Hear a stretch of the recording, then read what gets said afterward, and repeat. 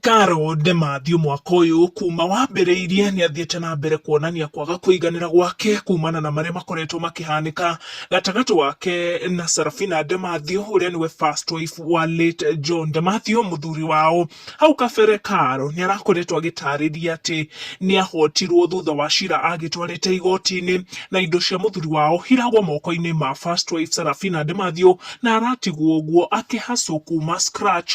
Riu Karo Ndemathi ni akorwo akiingira nenda-ini ciake kuria tuthuragisha njama thutha wa rwimbo ainirwo ni late John Ndemathi ruria rukithiaga na mbere nikio ngukuraciria gukorwo rugikinya views milioni 10. Karo ni onania ruo rwake kuona ndari ariona ciringi ya rwimbo ruria ruthiete na mbere gwika wega, na koguo ni rwimbo ruraingiria mbeca wega kuona ni rukinyite milioni 10.